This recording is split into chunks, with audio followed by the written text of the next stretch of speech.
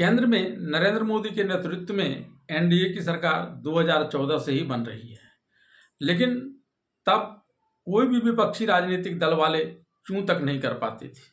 लेकिन इस बार 18वीं लोकसभा में भी नरेंद्र मोदी के नेतृत्व में एनडीए की पूर्ण बहुमत वाली सरकार बनी है। लेकिन इस बार विरोधी दल समय समय पर प्रहार करते रहते हैं नरेंद्र मोदी की सरकार के ऊपर। यहाँ तक बात विरोधी पक्ष वाले कह देते हैं कि नरेंद्र मोदी की सत्ता तो इस बार 5 साल जा ही नहीं सकती।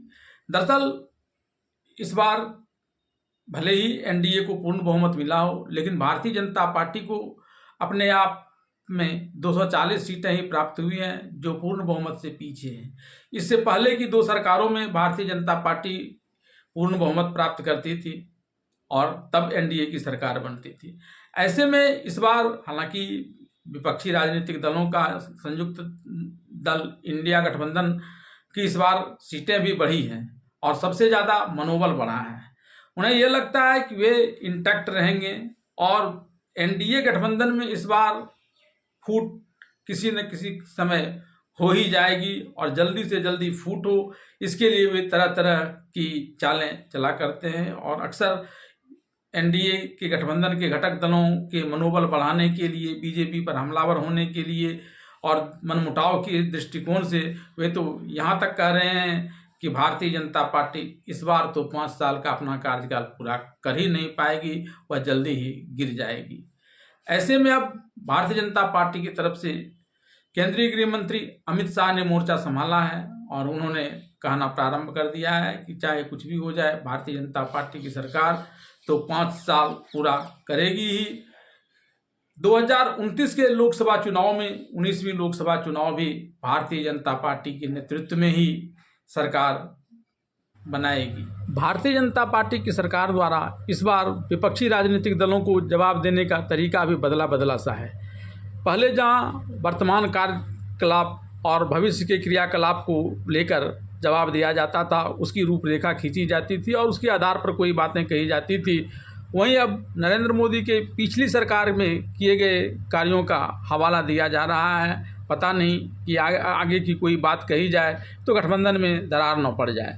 इसे देखते हुए नरेंद्र मोदी की पिछली सरकार की उपलब्धियां गिनाई जा रही हैं। इस सिलसिले में जब भारतीय जनता पार्टी पर 5 साल सरकार नहीं चलने का आरोप लगाया गया तो केंद्रीय गृह मंत्री अमित शाह ने रविवार को चंडीगढ़ में स्मार्ट सिटी मिशन के तहत बने 24x7 जल आपूर्ति परियोजना का लोकार्पण करते हुए उन्होंने विपक्ष पर जमकर निशाना साधा।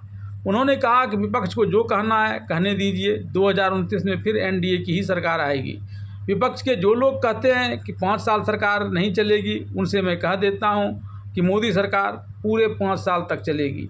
अमित शाह ने आगे कहा कि 10 साल में पीएम नरेंद्र मोदी ने सर्जिकल स्ट्राइक और एयर स्ट्राइक कर पाकिस्तानी आतंकवादी के हौसले को पस्त कर दिया।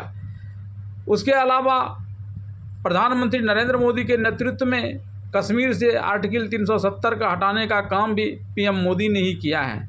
देश की जनता ने मोदी जी के काम पर भरोसा किया है और इस बार उन्हें गद्दी सौंपी है। आगे भी लोग उनके काम पर भरोसा करेंगे और गद्दी इन्हीं को सौंपेंगे। वहीं गृह मंत्री अमित शाह के चंडीगढ़ दौरा को लेकर पुलिस ने युवा कांग्रेस के राष्ट्रीय पदाधिकारी आशीष गजनवी को हिरासत में ले लिया था। गजनवी का कहना है कि सुबह 6:30 बजे पुलिस उसके घर पहुंची और साथ चलने के लिए कहा और जब वह नहीं गए तो इसके बाद पुलिस ने उन्हें घर पर ही बिठाए रखा और उन्हें बाहर नहीं जाने दिया। दरअसल गजनवी और उसकी टीम समय समय पर गृह मंत्री अमित शाह के खिलाफ विरोध प्रदर्शन करते रहे हैं। इसी को ध्यान में रखते हुए पुलिस को अंदेशा था कि कहीं इस बार भी गजनवी अमित शाह को काले झंडे न दिखाएं, इसलिए उन्हें घर में नज़रबंद किया गया।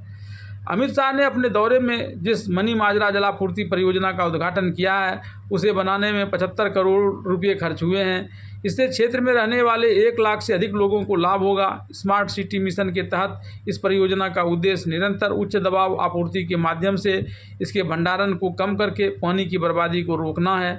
अमित शाह ने इसके अलावा कई और प्रोजेक्ट का भी उद्घाटन किया है।